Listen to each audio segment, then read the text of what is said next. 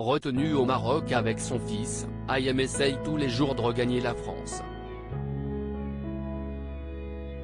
Ce mercredi 1er février, la mère de famille a pris la parole pour parler de cette peur qui la hante depuis qu'elle séjourne au Maroc, le 15 novembre 2022. Le 15 février 2023, cela fera 3 mois qu'Ayem est retenu au Maroc avec son fils, Evin. 3 mois que la mère de famille se bat nuit et jour pour récupérer le passeport de son fils et ainsi regagner le territoire français. Pourtant, le 3 janvier dernier, le blogueur Akabab assurait que l'ancienne candidate de télé-réalité et son fils Evin n'étaient plus retenus et qu'il avait été aperçu en France.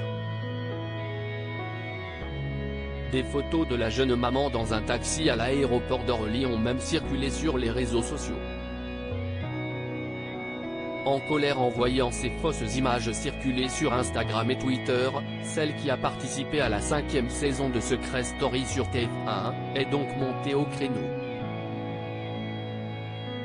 Apparemment j'ai été vue à l'aéroport d'Orly et dans un Uber. Mais je continue de vous faire croire que je suis au Maroc car je suis une menteuse et une manipulatrice. Des conneries écrites par un petit CN à la demande d'un grand CN, avait-elle écrit via une story Instagram.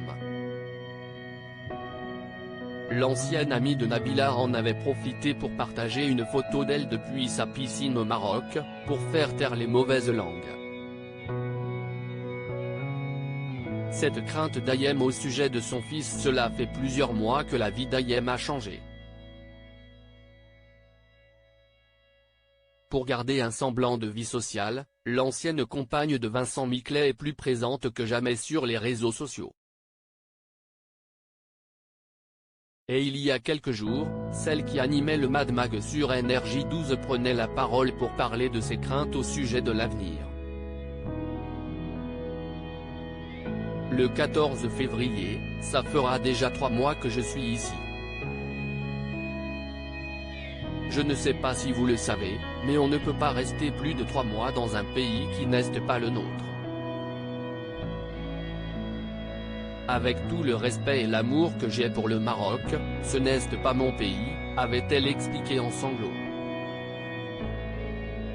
La jolie brune a ajouté qu'elle était très inquiète pour son fils, qui devra rester sur le territoire sans elle, si elle ne parvient pas à récupérer le passeport de son fils dans les temps, comme elle a expliqué ce mercredi 1er février.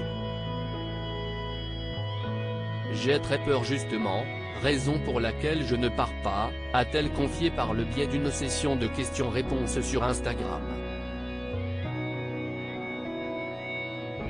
J'ai peur qu'il, Vincent Miclet, note de la rédaction, m'empêche encore de voir mon fils et de le récupérer. Si est-ce un cauchemar cette histoire, a-t-elle ajouté, craintive. Son combat n'est pas encore terminé.